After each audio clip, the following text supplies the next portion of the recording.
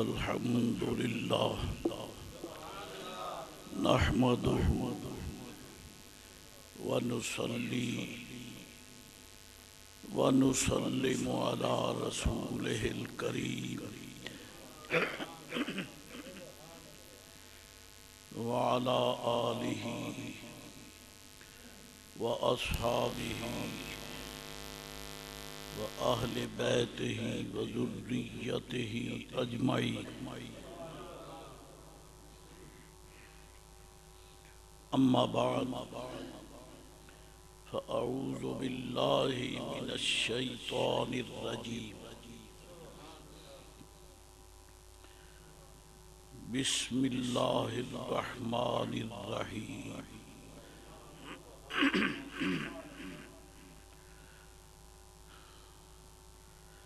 وَلِلَّهِ الْعِزَّةُ وَلِرَسُولِهِ وَلِلْمُؤْمِنِينَ وَلَكِنَّ الْمُنَافِقِينَ لَا يَعْلَمُونَ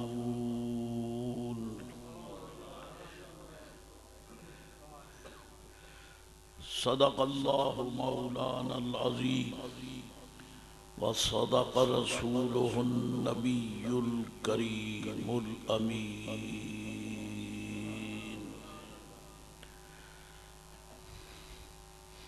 الصلاة والسلام عليك يا سيدي حبيبي يا رسول الله الصلاة والسلام عليك وعلى آلك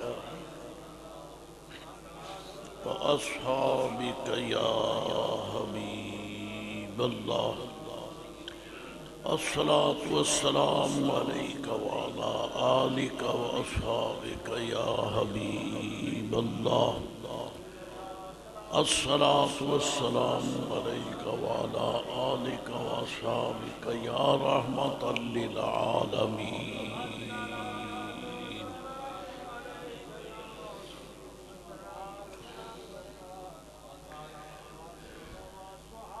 یہ مبارک الفاظ قرآن پاک کے جو آپ کے سامنے تلاوت کیے ہیں اور چند ایک جمعات کے خطبے سے پہلے ان کی تلاوت کا شرف حاصل ہو رہا ہے۔ آپ سن چکے ہیں کہ رب کریم نے ان مبارک الفاظ میں یہ مسئلہ بیان فرمایا ہے کہ عزت کا مالک اللہ تعالیٰ ہے اور جس طرح اس نے ہر شے کو پیدا فرمایا اور نعمتیں پیدا فرمائی اور پیدا فرمانے کے بعد اس نے نعمتیں تقسیم فرمائی۔ نحن قسمنا بینہم معیشتہم کے مطابق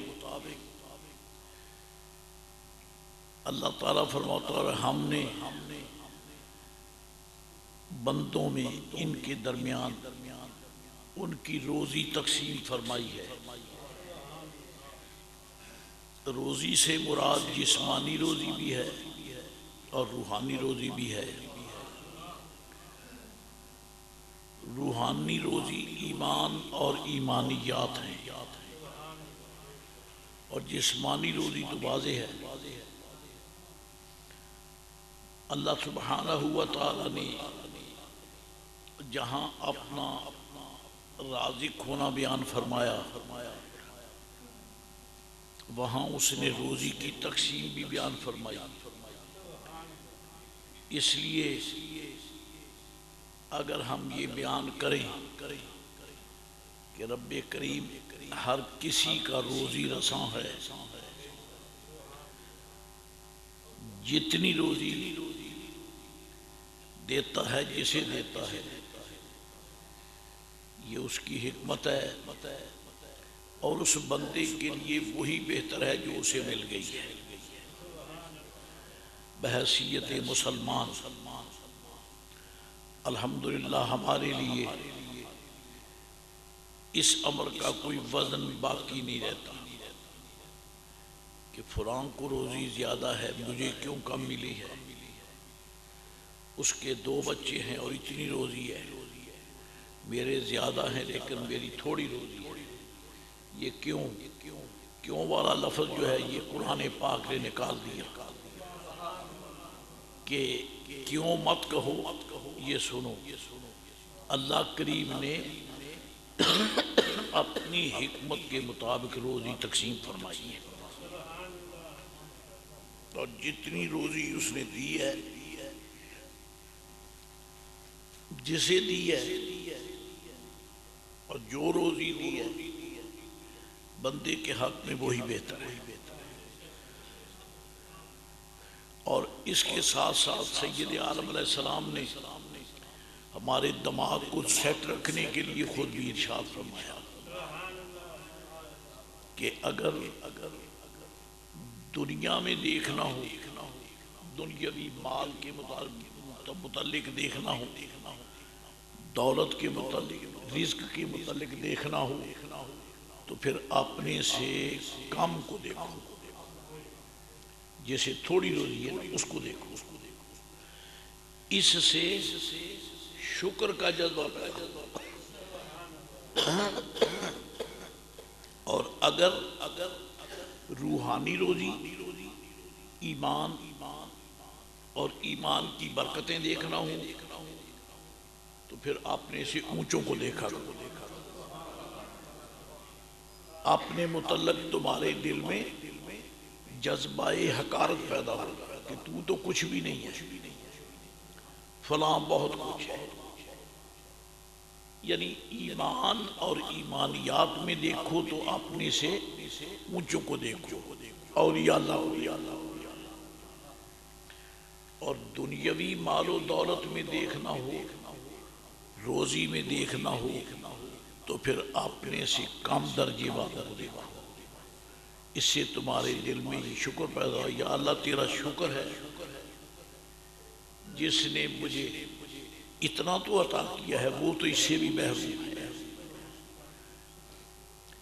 بعض بزرگوں کی اور غالباً شیخ سعدی رحمۃ اللہ علیہ کا ذکر خیر ہے، دوران سفر آپ نے 30 سال مسلسل سیاحت میں گزارے،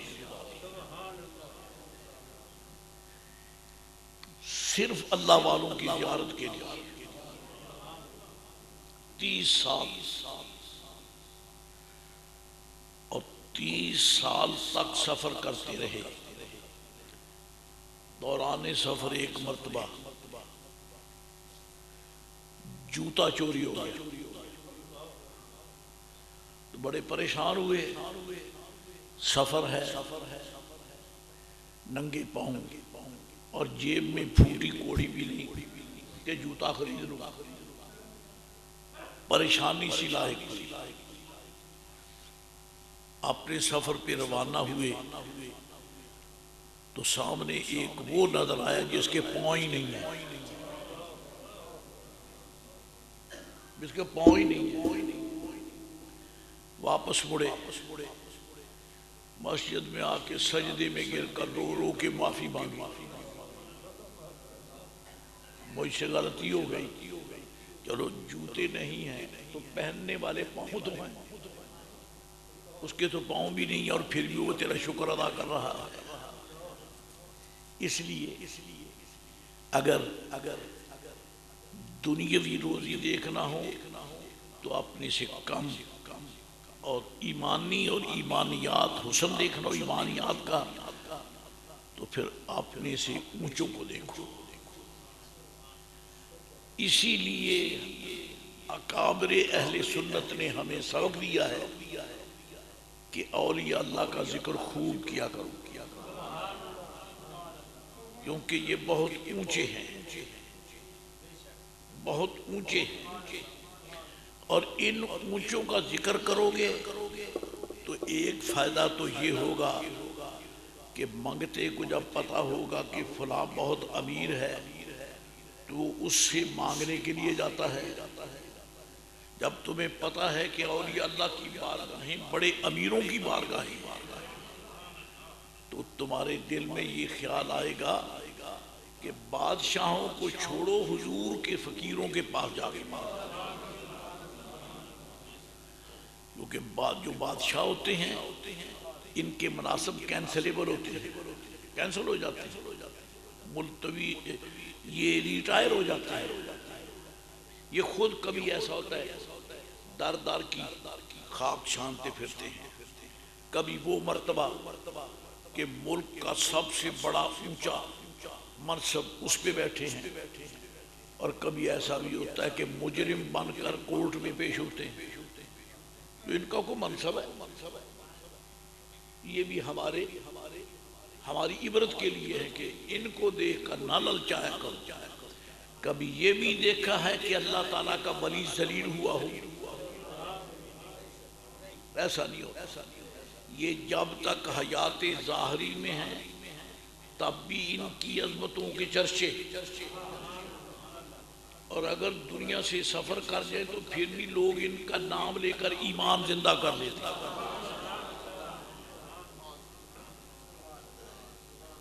میں نے اپنی آنکھوں سے فقیر نے دیکھا ہے کہ جب آراس کی محفلوں میں جا کے واز کرتے ہیں تو خدا کی قسم ہے جس طرح ہم حضور کا نام لے کر روحانی سکون حاصل کرتے ہیں اور سننے والے روحانی سکون پاتے ہیں، نبی پاک علیہ السلام کے تتبع میں جب ہم حضور کے فقیروں، منگتوں، ولیوں کا ذکر کرتے ہیں تو وہی سکون ملتا ہے،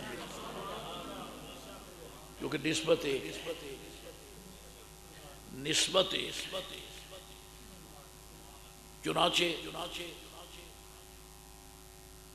ایک تو یہ فائدہ ہے، اور دوسرا فائدہ یہ ہے کہ جب ہم اللہ والوں کا تذکرہ کرتے ہیں تو دل میں داعیہ پیدا ہوتا ہے کہ کچھ مانگ لیں ان سے کہ کچھ خیر ہمیں بھی مل جائے، اور جو انہیں ذوق عبادت ملا، شوق استغفار ملا، جو انہیں حضور کا پیار ملا، جو انہیں خدا تعالیٰ کا عرفان ملا، یہ ان کے دربار کے خزانوں کا مال ہے۔ تو کیا بڑی بات ہے کہ کوئی منگتا دروازے پر آ جائے تو کچھ اٹھا کر ہمیں بھی عطا کر دے۔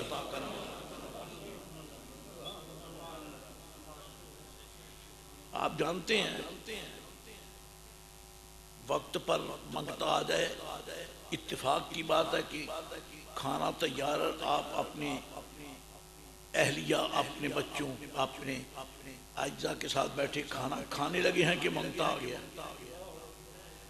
تو اکثر و بیشتر یہ ہوتا ہے کہ بھئی یہ کچھ کھانا یہاں سے لے جاؤ، اسے دے جاؤ، جو پکا ہوا ہے وہ دے دو۔ تو کوئی بڑی بات ہے کہ اللہ کے بندے کے دروازے پر جاؤ اور فرید پاک کہے جو پکا ہوا ہے کچھ اسے دے دو،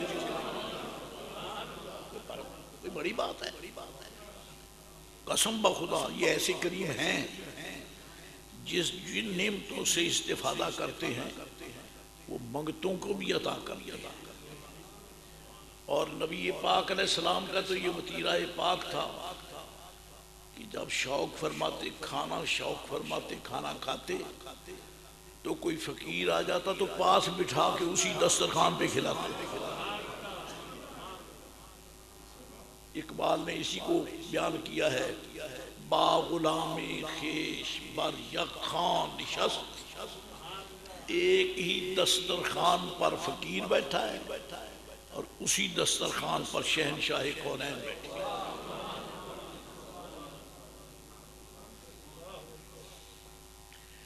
انس بن مالک اپنی زندگی کے یہ واقعات بڑے روحانی ذوق سے بیان کرتے ہیں، فرماتے میں سرکار کے پاس حضور کی خدمت میں کھانا کھانے بیٹھا، کیونکہ در دولت پر آپ کی 10 سال حاضری ہے، حضور مجھے پاس بٹھا لیتے کھانا کھانے کے، تو میں بھی حضور کے پاس بیٹھ کر کھاتا. اور میں نے ایک دن دیکھا کہ حضور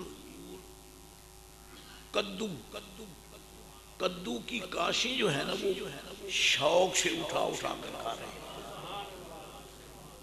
تو اب اسے حدیث شریف پڑھنے کی ضرورت نہ رہی کہ حضور کون سی شے پسند کرتے تھے. ایک جولیا ہے، ایک جولیا ہے. لہذا فرماتے جب سے اب تک مجھے کدو شریف بڑا پسند. یہ شریف کا لفظ میری زبان سے اس لیے نکلا ہے، میں نے اللہ والوں کو نرا کدو کہتے ہوئے نہیں سنا. کدو شریف تو چاہے اگا بورے والے بھی، لیکن نام تو ہے نا. نام کی برکت سے کئی فقیروں کا کام بن جاتا ہے. رسول معظم نبی مکرم تاجدار عرب و عجم جناب محمد عربی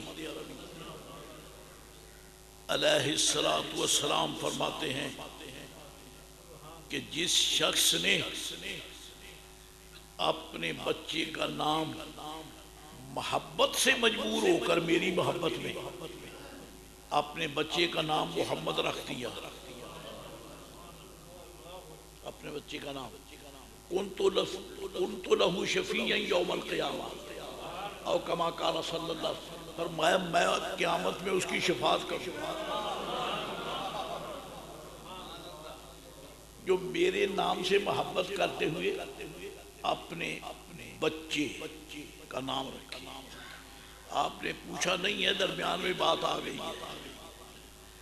بعض آپ نے حضرت مفتی صاحب مفتی احمد یار خان گجراتی رحمۃ اللہ علیہ، آپ نے اپنی کسی تصنیف میں لکھا ہے، فرماتے ہیں کہ جس کو طلب ہو کہ اللہ تعالیٰ اولاد نرینہ عطا فرمائے، جس کو طلب ہو نیک نرینہ اولاد عطا فرمائے، فَلْيَكْتُبْ عَلَى بَطْنِ امْرَأَتِهِ حِينَ حَمَلَتْ مَنْ كَانَ فِي هَذَا الْبَطْنِ فَإِسْمُهُ محمد.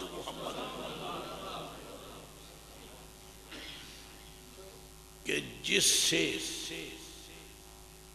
توجہ رہے کہ جس کی امانت اس کی اہلیہ تک پہنچ جائے، سمجھے؟ تو فرمایا ابتدائی ثلاثت ایام، ابتدائی 3 ماہ، ان میں چاہیے کہ 40 دن تک یہ لکھے علی بطن امرأتہ، اپنی اہلیہ کے بطن پر کپڑے کے اوپر سے انگلی سے لکھ دے. کیا لکھے؟ کہ اس بطن میں جو امانت ہے اس کا نام محمد ہے.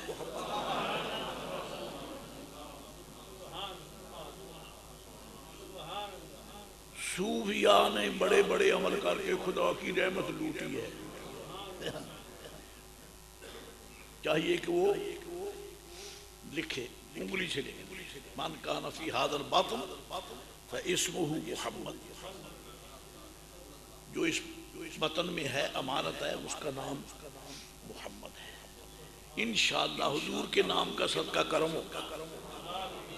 بات آگے نکل گئی. کہنا یہ چاہتا ہوں حضرات گرامی، رسول مکرم نبی محترم تاجدار عرب و عجم علیہ السلام ہاں کا یہ وطیرہ، یہ آپ کا دستور کریمانہ تھا. مساکین کو فقراء کو پاس بٹھاتے، ساتھ کھلاتے اور نوازتے، تاکہ قیامت تک کے مسلمانوں کو فقیروں کے ساتھ اپنے سے دنیاوی درجے میں چھوٹے لوگوں کے ساتھ بیٹھ کر کھانے کی رغبت پیدا ہو. یہ جو ہمارے ہاں اب چل نکلا ہے نا دستور، کہ یہ ادھر جو ہے یہ آفیشلز آئیں گے، سارے آفیسر آئیں گے، ادھر جو ہے یہ میڈیا والے آئیں گے، ادھر جو ہیں یہ دیگر وی آئی پیز آئیں گے عام پیچھے. یہ جو درجہ بندی ہے نا یہ دین اسلام میں ہے نہیں، ہم نے اپنی طرف سے گھڑی ہے. بعض مرتبہ ایک اجنبی آدمی آتا تو صحابہ کرام بیٹھے ہوتے، حدیث شریف میں آتا ہے وہ آ کے پوچھتا من فیکم محمد، تم میں محمد کون ہے صلی اللہ علیہ وسلم. اور میرے آقا غلاموں کے ساتھ اس طرح بیٹھے ہوتے تھے اس کو آ کے پوچھنا پڑتا. ویسے نے آپ کا حسن کو ایسا نہیں تھا جو چھپ جاتا، لیکن وہ اجنبی تھا اسے پتہ نہیں ہوتا تھا، اس بات کو کہہ دیتا. ورنہ تو ابھی اس راہ سے گزرا ہے کوئی کہے دیتی ہے شوخی نقش پاکی.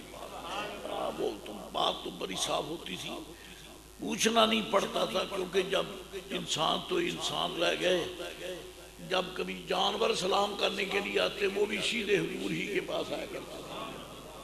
حالانکہ کبھی نہیں آئے، کبھی نہیں آئے، آتے تو صرف حضور کے پاس آتے. میرے آقا تشریف فرما ہے. الترغیب الترہیب علامہ عبدالعظیم المنذری رضی اللہ تعالیٰ عنہ رحمہ، 4 جلدوں میں حدیث پاک کی کتاب لکھی ہے. سبحان اللہ. اس میں یہ حدیث شریف موجود ہے. مجھے تفصیل تو یاد نہیں، صرف اپنے موضوع سے متعلق اتنی بات ہے.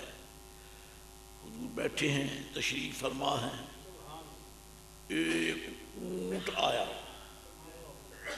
اونٹ آیا، حدیث شریف ہے، کوئی ناول تو نہیں نا، حدیث شریف ہے. آیا. اب یہ تو ہے کہ جس جانور کے پیچھے کوئی نہ ہو، لوگ کہتے ہیں آوارہ ہے یا اس کا مالک نہیں ہے، پکڑو کہیں چھپا لو. کئی ایک اچھے ذہن کئی برے ذہن بھی ہوتے ہیں. تو اونٹ ہی داخل ہوئے. اب مجال ہے مدینہ والوں میں سے کسی نے اسے گھیر کر روک کر چھپانے یا لے جانے کی کوشش کی ہو. جانتے تھے جانے دو، کوئی دکھیا ہے جو دکھ سنانے کے لیے آیا ہے. دکھیا ہے جو دکھ سنانے کے لیے آیا ہے، کیونکہ وہ آنکھوں سے دیکھتے تھے کہ کائنات یہاں آ کے دکھ سناتی ہے. وہ آ گیا.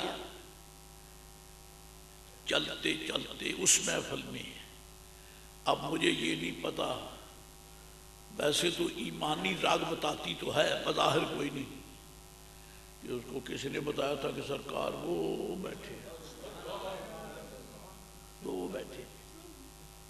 سیدھا ہی آیا اور آ کر راؤنڈ لگا کر حضور کے قریب بیٹھ گیا. دوزانو، اونٹ دوزانو ہی بیٹھتا ہے، دوزانو بیٹھتا ہے. دوزانو بیٹھ گیا اور بلبلایا بلبلایا، اپنی آواز میں بڑ بڑ کی اس نے. تو میرے آقا نے فرمایا ہم تم پر ظلم کرنے سے تمہارے ظلم کا بدلہ لیں گے، تیری حق رسی کریں گے. اب ہمیں پتا چلا کہ یہ تو مقدمہ پیش کرنے کے لیے آئے ہیں. کائنات کے حاکم اعلیٰ ان کے دربار میں مقدمہ لے کر، شکایت لے کر، شکوہ لے کر، فریاد رسی کے لیے آیا ہے. اللہ اکبر. حضور بیٹھے ہیں کہ اتنے میں ایک اعرابی ہاتھ میں ڈنڈا موڑے پہ رکھا ہوا، آنکھوں سرخی، اسے کہا. حدیث شریف کے آپ لفظ سنیں، اس کا معنی یہ ہے کہ جب اونٹ نے اس کو دیکھا تو بلّا سمٹ کر اور حضور کے پیچھے چھوڑ گیا.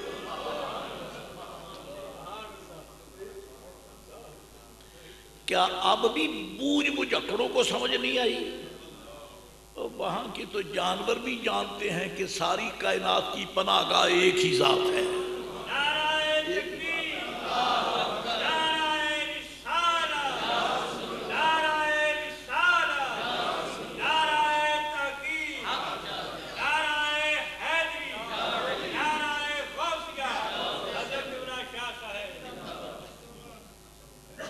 مشکل جو سر پہ آ پڑی تیرے ہی نام سے ٹلی، مشکل جو سر پہ آ پڑی تیرے ہی نام سے ٹلی، کیونکہ مشکل کشا ہے تیرا نام، تجھ پہ درود اور سلام۔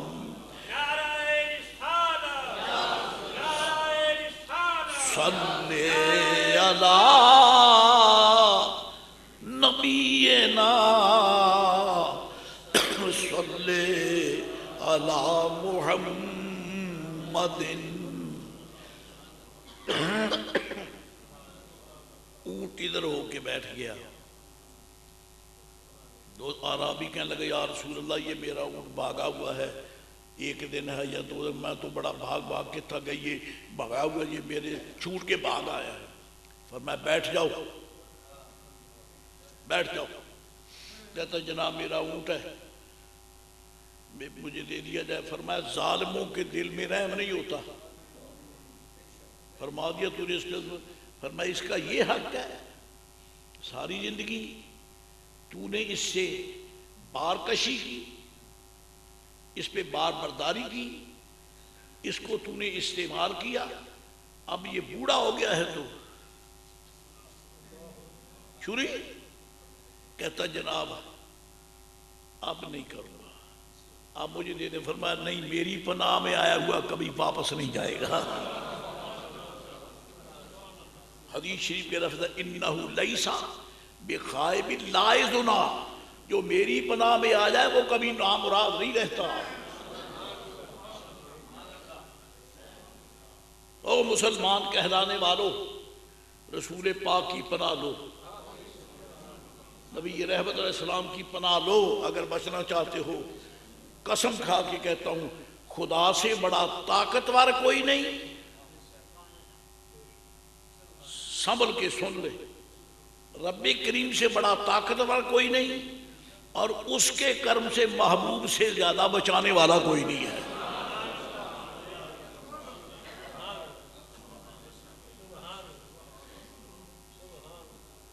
حضرات گرامی تو نے فرمایا نہیں، بول کتنے پیسے ہیں، بول۔ حضور اتنے پیسے ہیں، فرمایا اٹھاؤ، اور اس سے فرمایا تو آزاد ہے۔ دعائیں تو تفصیلی ہیں، ایک دعا مجھے یاد ہے، وہ پھر بولا، بڑھ بڑھ کی اس نے بلبلایا، جب اس نے دعا کی بولا تو حضور نے فرمایا آمین۔ اب پتہ چلا کہ دعا کر رہا ہے، آمین۔ عرض کی یا رسول اللہ یہ کیا کہہ رہا ہے؟ فرمایا عرض کرتا یا رسول اللہ جس طرح آپ نے مجھے دکھ سے بچا لیا، اللہ آپ کی امت کو قیامت کے دکھ سے بچائے۔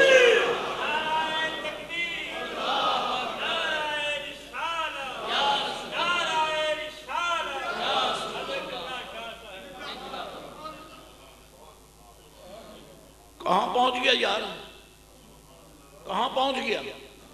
اسے یہ بھی پتا چل گیا کہ حضور کو امت بہت ہی پیاری ہے۔ دعا کو صرف میرے آقا کے گھر والوں تک نہیں رکھا، حضور کے اہل بیت تک نہیں رکھا، سرکار علیہ السلام کے شہزادوں تک نہیں رکھا۔ عرض کی یا اللہ حضور کی امت، بھئی ایک صاحب ننگے سر نماز پڑھ رہے ہیں، ان کے ساتھ پہ ٹوپی دیں، ان کو ٹوپی عطا کریں تاکہ آئندہ کے لیے پتہ چل جائے کہ اس مسجد میں ننگے سر پڑھنے کا کوئی جواز نہیں، باقی آپ جانے، آپ کا کام جانے۔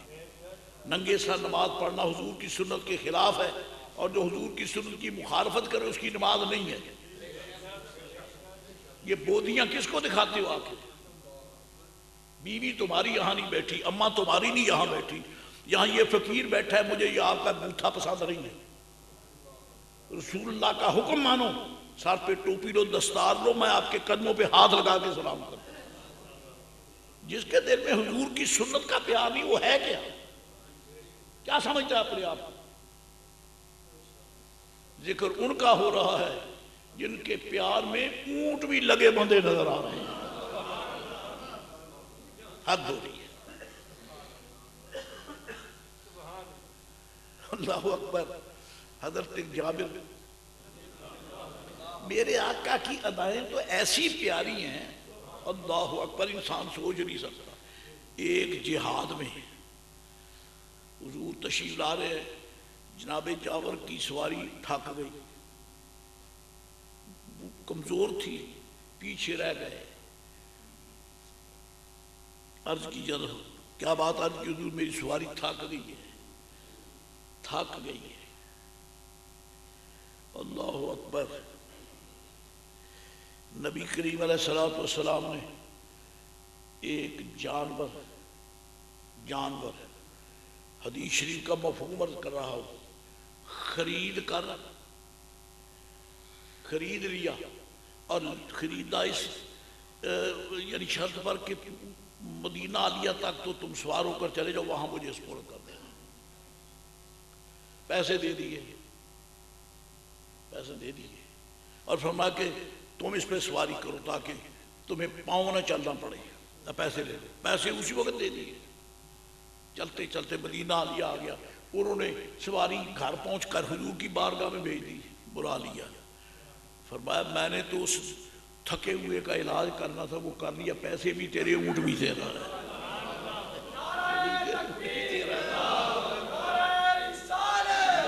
یار ایسا کاروبار کرو کہ دوسرے کا بھلا ہو. کسی سے کچھ لینے کو زندگی نہ بسر کرو، اس کو فائدہ پہنچانے کے لیے زندگی بسر کرو. الحمدللہ رب العالمین. تو دوسری بات یہ ہے، اللہ تعالیٰ نے ارشاد فرمایا، یہ ترجمہ تو آیت کریمہ کا فقیر نے کئی بار کر لیا. وہ عجیب اتفاق ہے، میرے فہم کی کمزوری ہے کہ آخری لفظوں کا ترجمہ نہیں ہو سکا. وَلَٰكِنَّ الْمُنَافِقِينَ لَا يَعْلَمُونَ.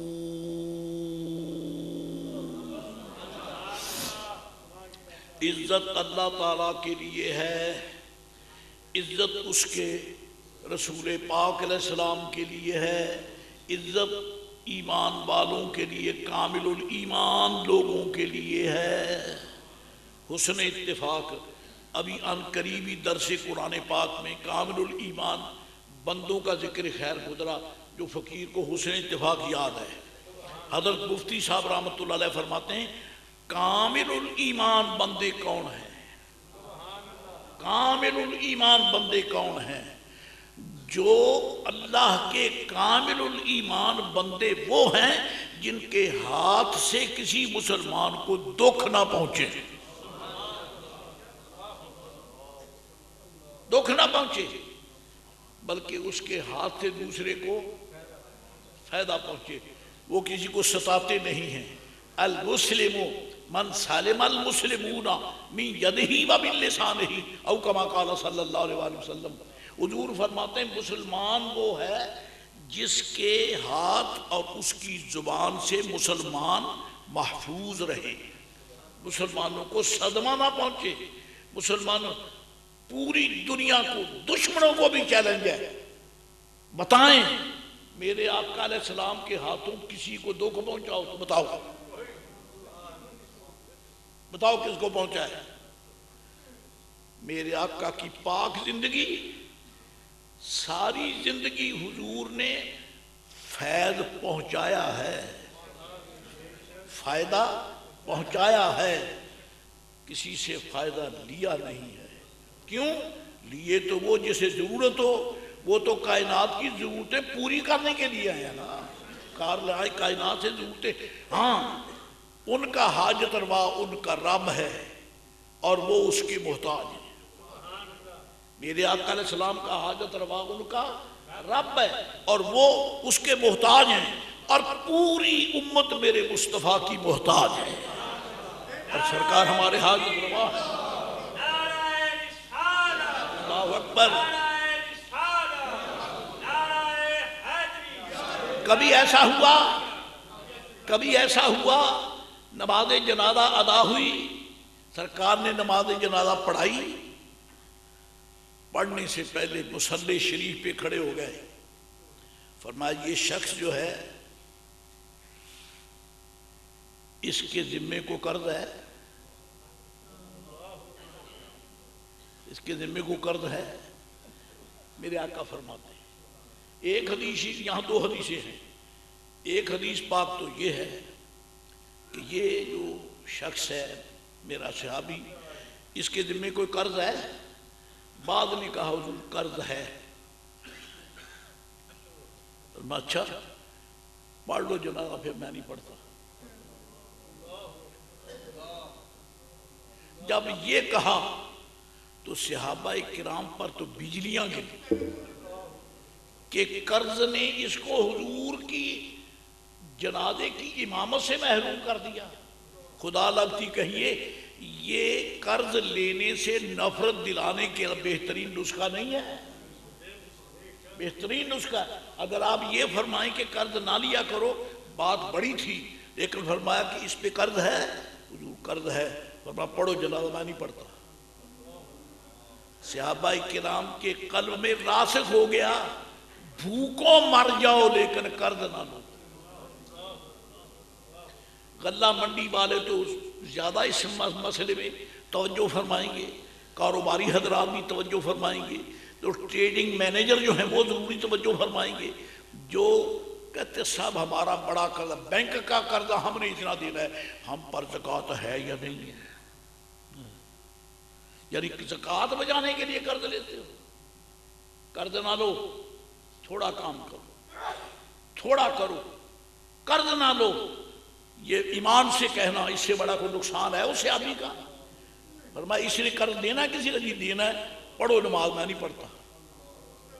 اور جس سے میرے آقا بے روحی کر لئی یار، اس سے تو خدا کی رحمت بھی روٹ گئی، کیونکہ یہ رحمت للعالمین ہے۔ صحابہ کرام کے دل بھر آئے، سسکیاں لے لے کر رونے لگے۔ ایک صحابی آگے بڑھے، عرض کی یا رسول اللہ اس کا سارا قرض میرے ذمے میں ادا کرتا ہوں، اس کو محروم نہ کرے، اس کو محروم نہ کرے اپنے کرم سے، اس کا قرض میں دوں گا۔ پھر میرے آقا نے نماز، ایک ادا نے قرض کی نفرت بھی سینوں میں ڈال دی اور بھائی کا درد بھی سینے میں ڈال دیا۔ ایک ادا کہ خوش کے برائے بیک کرشمہ دو کا۔ دوسری حدیث شریف اس میں یہ ہے کہ میرے آقا علیہ السلام مصلی پہ تشریف فرما ہیں، اسی طرح فرمائش یہ کن کا رشتہ دار، وہ سارے رشتہ دار موجود ہیں، فرمایا اس کی کوئی جائیداد ہے، اس کی کوئی وراثت چھوڑ کے گیا؟ جی ہے، مکان ہے یا جو بھی ہے وہ ہے اس کی جائیداد۔ اچھا سنو، جائیداد اس کی جو وراثت ہے وہ تو وارث بانٹ لو، ورثاء کو جو حق شرعی ہے وہ لے لو، اور جو اس کے ذمہ قرض ہے وہ میں ادا کروں۔ اور لاؤ ڈھونڈ کے کہیں سے ایسا کریم جو وراثت وارثوں کو دے دے، قرضہ اپنے ذمہ لے لے، ایسا کریم۔ اسی لیے تو رب فرماتا ہے ما غل انہو لقول رسول کریم، یہ پورے کا پورا قرآن کریم رسول کریم کا قول ہے۔ رسول کریم ایسا کرم کوئی نہیں کر سکتا خدا کے بعد، اور وہ غیب ہے، وہ معاملہ ظاہر نہیں فرماتا، یہ معاملہ حضور فرماتے ہیں کہ وارثو وراثت تم سنبھالو، اور اس کے ذمہ جو قرض ہے لاؤ اس کی فہرست میں ادا کروں۔ اور یہاں ویسے صوفیاء کے اللہ تعالیٰ ان کی قبروں پہ رحمتیں فرمائے، خوب نکتہ بیان کیا۔ وہ نکتہ کیا ہے؟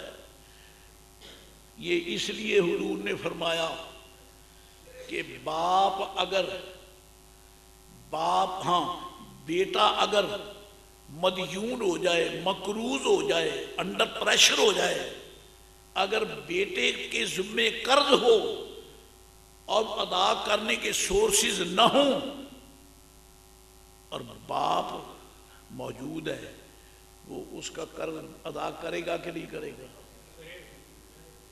خبردار میرے فوت ہونے والے بیٹے کو نہ کوسنا۔ میں بیٹھا ہوں، میں جو بیٹھا ہوں، کہتے ہیں اس کا باپ اعلان کرتا ہے جس نے قرض سے لینا ہے مجھ سے لے لو، دیتے ہو؟ فرماتے ہیں حضور پوری امت کے باپ ہیں، ساری امت کے باپ ہیں، روحانی باپ ہیں، اس لیے فرمایا وراثت تم لے جاؤ، قرضہ میرے ذمہ رہا، میں ادا کرتا ہوں۔ اور ساتھ میں یہ بھی بتا دیا کہ بیٹا اگر فوت ہو، باپ کے ذمہ قرض ادا کرنا گرچہ فرض نہیں ہے، لیکن حضور کو دیکھ جب سرکار قرض کرتے ہیں تو تو کیوں نہیں کرتا؟ او بیٹو اگر ابا پہ قرض ہو تو تم ادا کرو، او باپو اگر اولاد پہ قرض ہو تو تم عطا کرو۔ میرے آقا نے تو سارے مسئلے حل کر دیے ہیں، اس کا کیا علاج ہے کہ ہماری توجہ نہیں ہوتی اس طرح؟ ہم تو اسی میں مرتے ہیں۔ بینک بیلنس کتنا ہے، فیکٹریاں کتنی ہیں، جائیداد کتنی ہے، چھوڑو اس دھندے کو، یہ دیکھو کہ رسول اللہ علیہ السلام کا ارشاد کیا ہے، ارشاد کیا ہے۔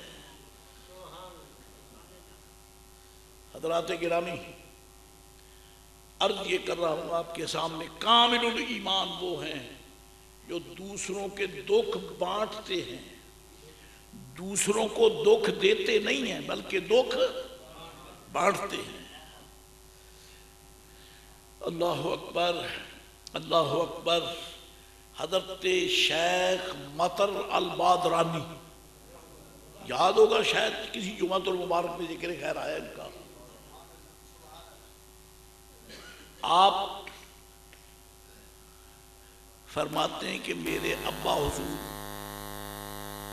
میرے والد بزرگوار، ان کا آخری وقت تھا، آخری وقت۔ میں ابا جی کے پاس بیٹھا دبا بھی رہا تھا ان کے جسم کو آہستہ آہستہ، اور میں نے عرض کی حضور آپ، آج تک تو میں نے آپ کی گود میں پرورش پائی روحانی، کیونکہ وہ باپ میرے باپ نہیں ہوتے تھے، مرشد بھی ہوتے تھے۔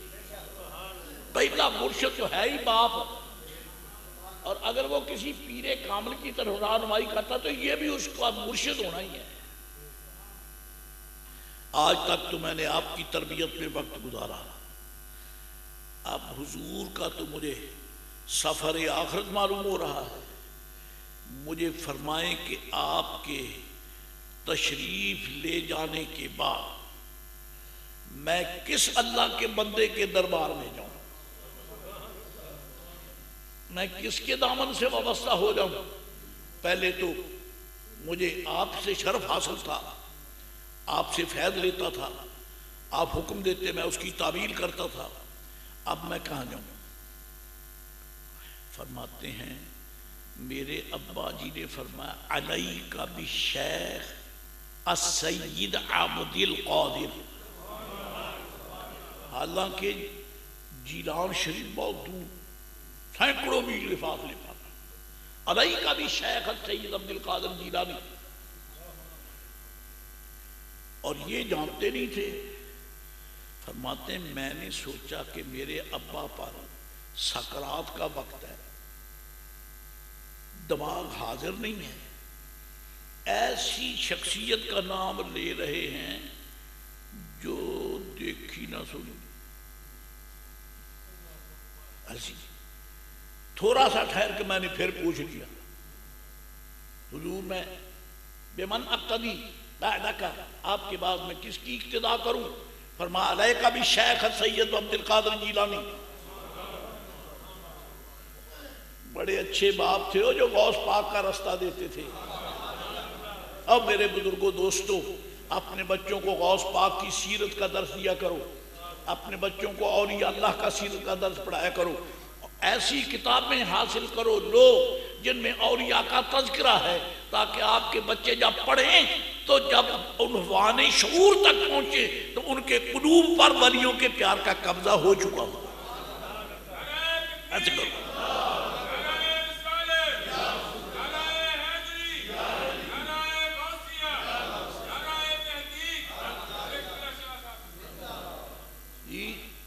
دو، جب تیسری مرتبہ میں نے یہی کہا کہ حضرت جی کس کی ابتدا کروں، تو آپ نے آنکھیں کھول کر مجھے دیکھا اور فرمایا الزمان الذي فيه الشیخ عبد القادر الجیلانی لا يجوز الاقتداء بأحد من غیرہ، لا يجوز الاقتداء بغیرہ.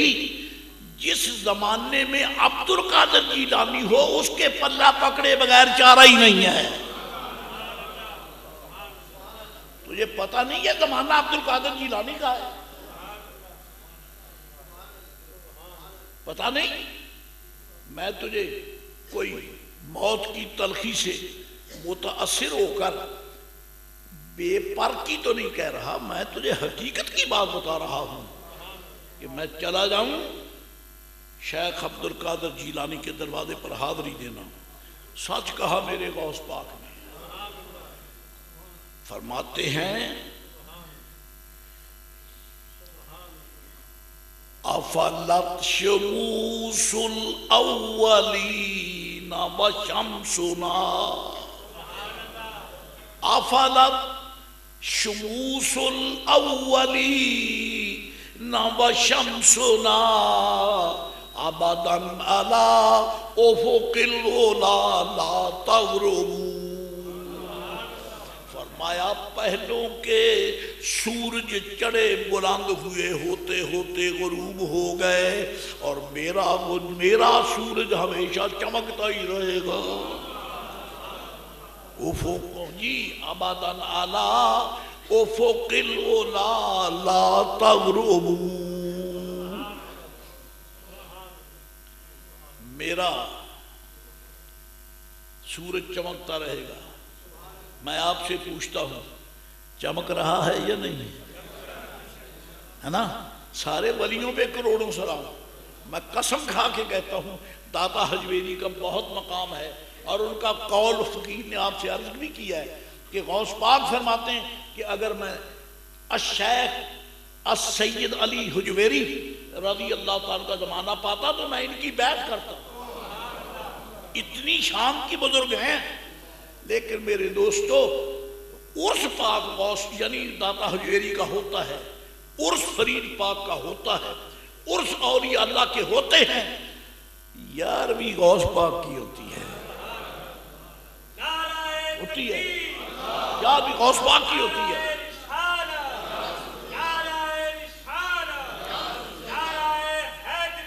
بشمسنا بشمسنا فرمایا ہمارا سورج ابداً علی افق العلا لا تغرب. ہمارا سورج ہمیشہ نصف النہار پہ چمکتا ہی رہے گا، غروب ہوگا ہی نہیں. آپ فرماتے ہیں آپ کے صاحب دادے فرماتے ہیں شیخ مطل البادرانی رحمت اللہ علیہ کہ جب میرے بابا جی میرے ابا حضور کا وصال ہو گیا، فارغ ہونے کے بعد میں ان کے تعزیت میں آنے والوں کے لیے ان سے دعائیں لیتے لیتے وقت گزرنے کے بعد میں چلا کہ بابا جی نے مجھے وصیت کی تھی. میں بغداد شریف پہنچ گیا. اللہ اکبر. بغداد شریف پہنچا. شیخ بقا بن بطو، شیخ علی بن حیتی، یہ وہ علماء، یہ وہ بزرگان دین ہیں. اللہ اکبر اللہ اکبر. علی بن حیتی کا مرید اس نے آ کے شکوہ کیا.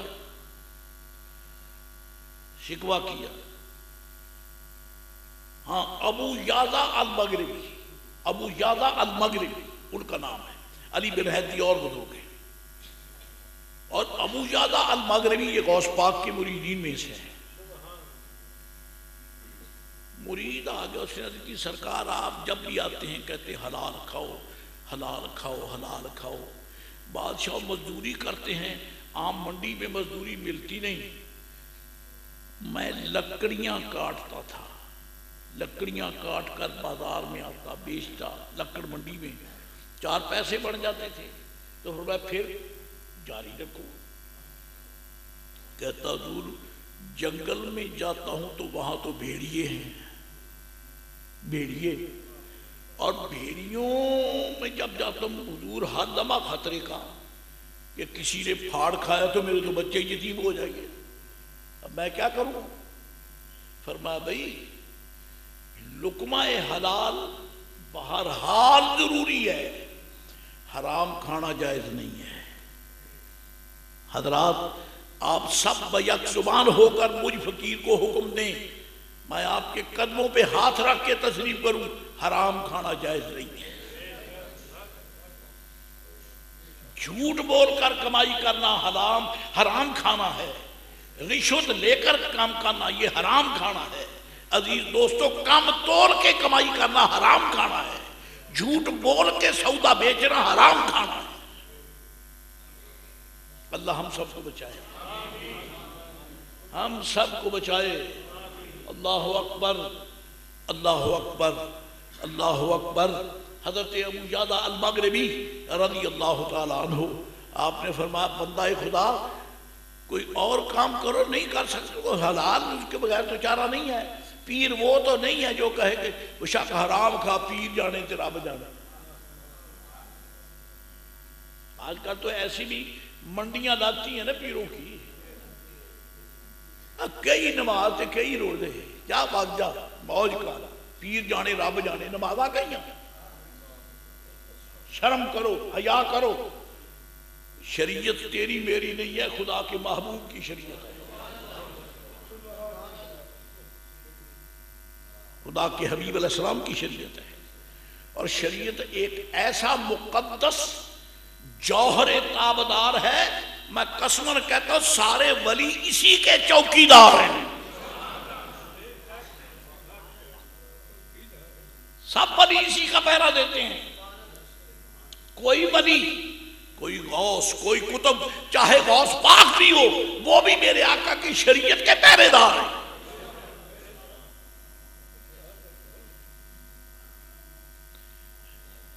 شیخ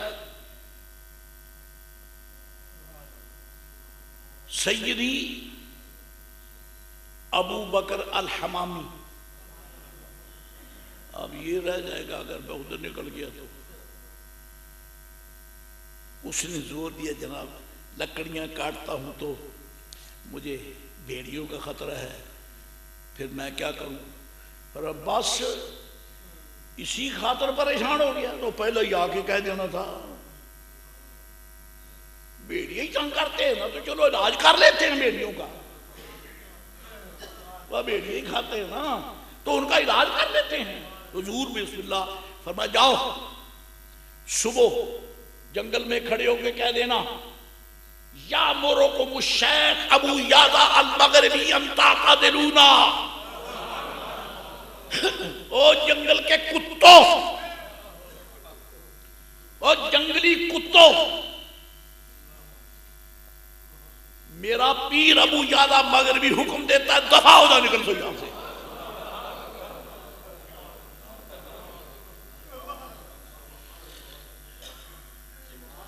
دفع ہو جاؤ، نکل جاؤ، انتا تعتذرونا، یہاں سے چلے جاؤ.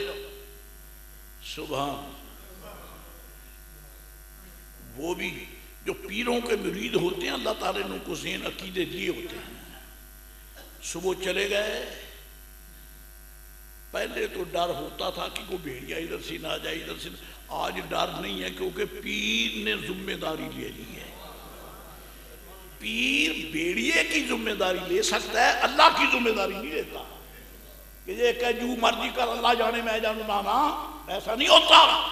یہ ہو سکتا ہے کہ کوئی اللہ کا بندہ اتنا یعنی طاقتور ہو کہے کہ تو یہ کام کر بھیڑیے جانے یا میں جانوں، یہ ہو سکتا ہے کہ اس میں اتنی طاقت ہو، لیکن خدا سے سامنا کون کرے؟ نماز پڑھو نہ پڑھو، حلال کھاؤ نہ کھاؤ، روزہ رکھو نہ رکھو، حج کرو نہ کرو، ساڈا حج اتھے ہی ہوندا جی، بابیاں کول ہی ہوندا ہے. سرکار جلوہ گر ہیں. فاروق اعظم دست بسار کرتے یا رسول اللہ اجازت ہو تو میں عمرہ کر رہا ہوں. حضور عمرہ کر رہا ہوں میں. میرے آقا نے بھی کہا کہ عمرہ جانے میں جانوں, مجھے چھوڑ کر کہاں جاؤ گے؟ کہا نہیں کہا. یہ ہم ان انتم کو ہی حضور نے سمجھایا ہے. پاگلو, پیر بنتے پھرتے ہو, لوگوں کو حج سے روکتے ہو, عمرہ سے روکتے ہو, نماز سے روکتے ہو. خبردار, نماز میری شریعت, روزہ میری شریعت, حج میری شریعت, عمرہ میری شریعت, اور میری شریعت کا گستاخ کبھی ولی نہیں ہو سکتا. حضرت عمر فاروق نے عرض کی سرکار عمرہ کرو. فرمایا ٹھیک ہے کرو. آگے جو فرمایا نا حد ہو گئی. فرمایا وَلَا تَنْسَنَا مِنْ صَالِحِ دُعَائِكَ يَا عُمَرُ او کما قال علیہ السلام. فرمایا عمر جاؤ عمرہ کرو اور دعا میں ہمیں یاد رکھنا. ہمیں یاد, دعا میں ہمیں یاد رکھنا. ساری دعا, ساری کائنات ان کی دعا کی محتاج ہے. یہ محتاج تو نہیں ہے, لیکن اپنے غلام سے کہتے میرے لیے دعا کرنا. پتہ چلا اللہ والوں سے یہ کہنا کہ میرے لیے دعا کرو یہ مصطفیٰ کی سنت ہے, یہ حضور کی سنت ہے. اللہ والوں سے کہنا چاہیے. حرمین شریفین طیبین طاہرین کی زیارت حج و عمرہ کے لیے جانے والوں کو کہنا چاہیے کہ ہمارے لیے دعا کرنا. یہ سنت دینے کے لیے میرے آقا نے فرمایا. ورنہ حضور علیہ السلام کسی کی دعا کے, یہاں سے ایک اور مسئلہ بھی معلوم ہو گیا, یاد رہے گا, یاد رہے گا. وہ مسئلہ یہ ہے کہ دعا اتنا ہلکا عمل نہیں ہے کہ نہ بھی مانگے تو کوئی حرج نہیں. وہ اتنا ہلکا عمل نہیں ہے. اور یہاں آپ نے مسجدوں میں وہ بے وقوف بھی دیکھے ہوں گے, پاگل بے وقوف, نماز کا سلام پھیرا گئے جیسے گدھے کے سر سے سینگ. وہ دعا ہونے کی کوئی ضروری نہیں. یہ ٹھیکیدار ہے شریعت کی, کوئی ضروری نہیں ہے. پاگل کہیں کہ یہاں تو میرے آقا فرماتے ہیں اپنے غلام سے کہ ہمیں دعا میں یاد رکھنا, اور تو دعا مانگنے سے بھاگتا ہے. تیرا رسول اللہ سے تعلق کیا ہے؟ اب میں ایک بات کہہ دوں, آپ مانیں یا نہ مانیں آپ کی مرضی ہے. جو لوگ نماز کے بعد دعا نہیں مانگتے ان کے پیچھے نماز مت پڑھو.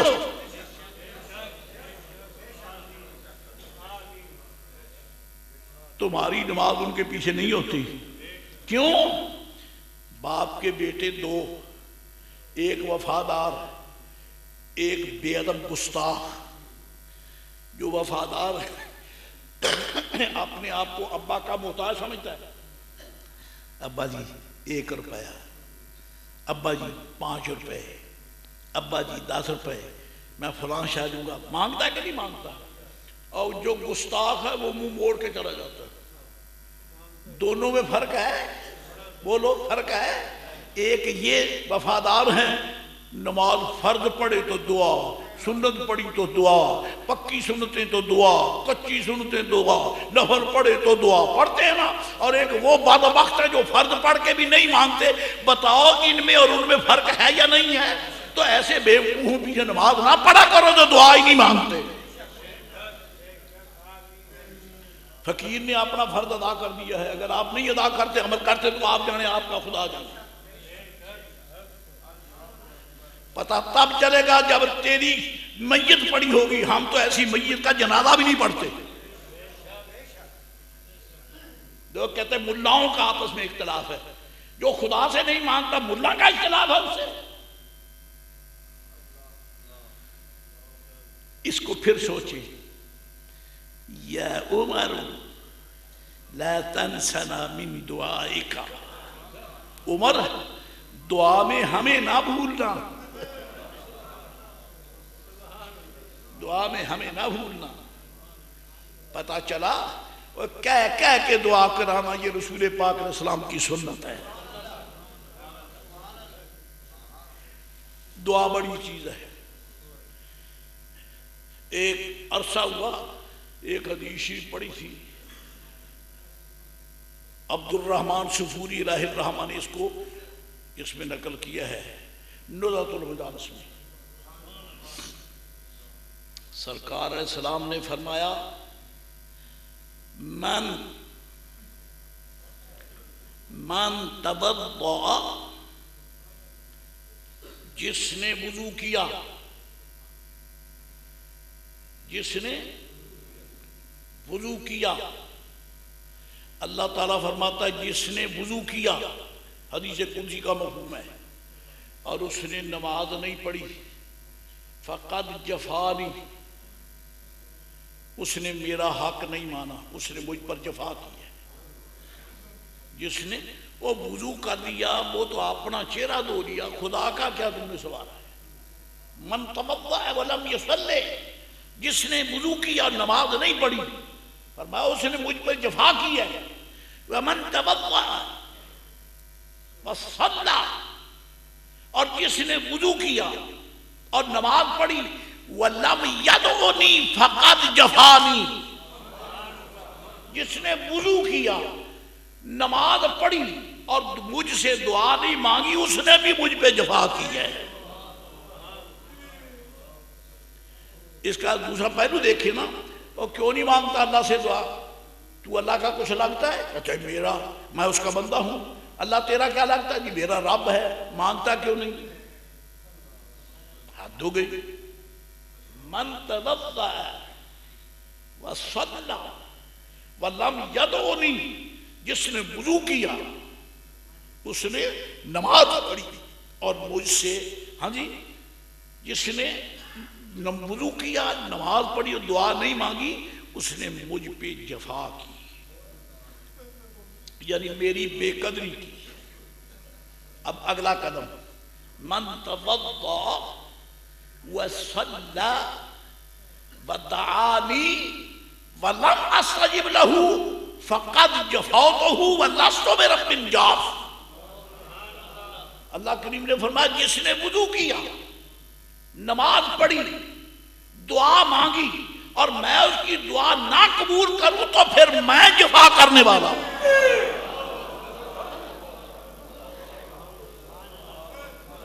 وَلَسْتُ بِرَبٍّ جَافٍ، سن لو میں تمہاری بے قدری کرنے والا رب نہیں ہوں. تم بچے چھوڑ کے آئے ہو، اہل خانہ چھوڑ کے آئے ہو، کاروبار چھوڑ کے آئے ہو، دکانیں چھوڑ کے آئے ہو، کاروبار چھوڑ کے آئے ہو، اور میرے دروازے پاؤ اور میرے دروازے سے بھی خالی چلے جاؤ تو میں تو بے قدر ہوا. میں بے قدر نہیں ہوں. اور پھر کمال یہ ہو گیا کہ تم آپ سیدھے نہیں مانگتے، کہتے یا اللہ صدقہ مصطفیٰ کا دے دے، صدقہ محمد علی کا دے دے.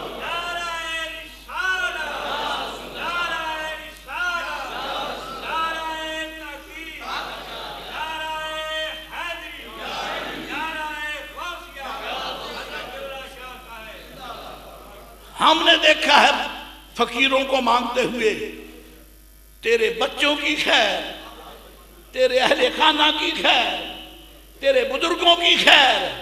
اللہ تعالیٰ رشتوں سے تو پاک ہے. ہم جب دعا کرتے ہیں ہمارے کہتے ہیں مولا تیرے محبوب کی خیر. یہ اللہم صلی علی کیا ہے؟ یہی تو ہے. یا اللہ تیرے محبوب کی خیر، مولا تیرے حبیب کی خیر. اور قسم دے دو جو محبوب کی خیر مانگے رب اس کو خالی نہیں موڑتا.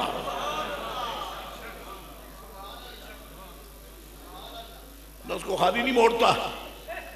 کبھی حضور کے وسیلے کے بغیر دعا نہ مانگا کرو. جب بھی دعا کرو سرکار کرو. یہ اللہم صلی علی کیا ہے؟ یہ وسیلہ ہی تو ہے اور کیا ہے. میرے آقا مسجد نبوی شریف میں بیٹھے، ایک صحابی آ گئے، جماعت سے رہ گئے تھے، نماز پڑھی، سلام پھیرا، یا اللہ رحم، کیونکہ وہ صحابی تھے، دعا کے منکر نہیں تھے. صحابی تھے نا، صحابی تھے، دعا کے منکر، کیونکہ دعا کا منکر وہابی ہوتا ہے، وہ وہابی ہوتا ہے، یہ تو صحابی ہیں جی، اسی لیے ان کے پیچھے ہماری نماز نہیں ہوتی۔ جو ہمارے خدا سے نہیں مانگتے ہم تمہیں کیا جانے، تو کون ہے؟ ہم خدا کے مانے ٹھیکیدار بن گئے توحید کے، ظالموں کو خدا سے مانگنے کی توفیق نہیں ہے، اور توحیدیے یہ ہے۔ اللہ اکبر۔ یا اللہ رحم فرما، یا اللہ بخشش فرما، یا اللہ کرم فرما، جو مانگنا تھا مانگا۔ چلنے لگے تو میرے آقا نے فرمایا، وہ جلد بازی کرنے والے ادھر آ، قد عجلت، قد عجلت، تو نے بڑی جلد بازی کی ہے۔ حضور حکم فرمایا خدا سے ایسے مانگا جاتا ہے؟ نہ ایمان سے کہنا، انہوں نے یہی تو کہا تھا نا، اللہم اغفر لی، اللہم ارحمنی، یہی کہا تھا نا۔ تو میرے آقا فرماتے خدا سے کیوں مانگا جاتا ہے؟ قربان، مسئلہ حل کر دیا اعلیٰ حضرت نے۔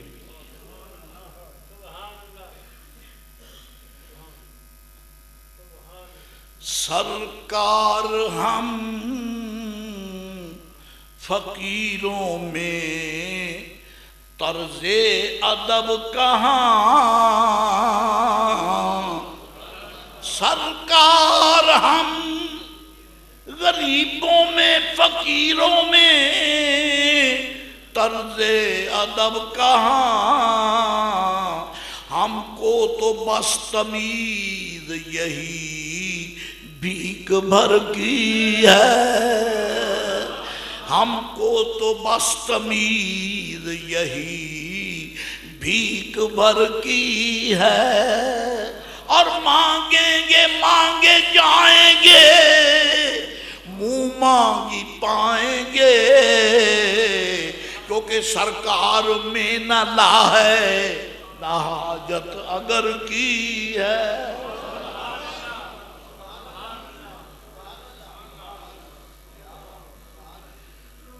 جلدی کیا ہے، عرض کی حضور آگے آگے، میرے آقا ہمیں کیا مانگنے کا طریقہ ارشاد فرمائیں، جیسے آپ کا رب پسند کرتا، فرماؤ جب دعا مانگنے لگو تو اللہ تعالیٰ کی حمد کرو اور مجھ پہ درود شریف پڑھو۔ جب اللہ کر لیا پھر کسی اور کو بلانے، تیرا بیڑا غرق۔ میرے آقا فرماتے حمد بھی کر، مجھ پہ درود و سلام بھی پڑھ، ابھی تجھے سمجھ نہیں آئی؟ فرمایا اللہ کی حمد کرو، مجھ پہ جب پڑھ لو پھر مانگو۔ وہ شروع ہو گئے، پہلے اللہ تعالیٰ کی حمد کی، پھر درود شریف پڑھا، فرمایا ہاں اب مانگ، جو مانگے گا ملے گا، اب مانگ۔ یہ ہے طریقہ مانگنے کا خدا سے جل شانہ من والہ۔ جاؤ ان سے کہہ دو یامرکم الشیخ ابو جادہ المغربی ان تعتذلونا، او شیرو، او جنگل کے کتوں، نکل جاؤ جہاں سے، میرا پیر کہتا ہے۔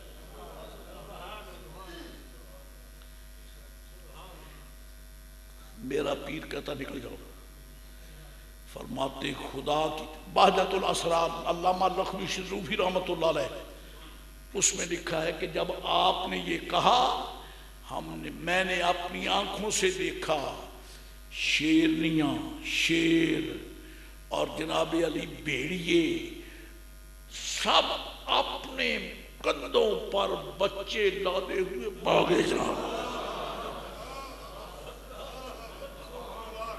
اب بھاگے کیسے نا، محبوب کے نوکر کا آرڈر جو ہو گیا ہے،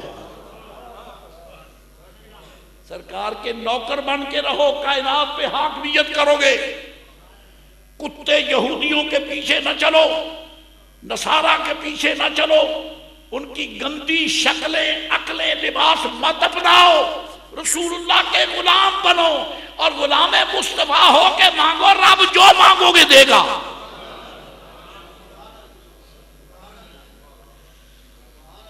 خدا جانتا ہے شیر شیرنیاں ان کے بچے بھاگے جا رہے ہیں، جنگل خالی۔ فرمایا بیٹے اب تو ٹھیک ہے، جاؤ لکڑیاں کر۔ اللہ تعالیٰ اہل اللہ کی محبت کا شرف بخشے، آمین۔ وآخر دعوانا الحمدللہ رب العالمین۔ شیخ مطر البادرانی رضی اللہ تعالیٰ عنہ کا ذکر خیر ابھی باقی ہے۔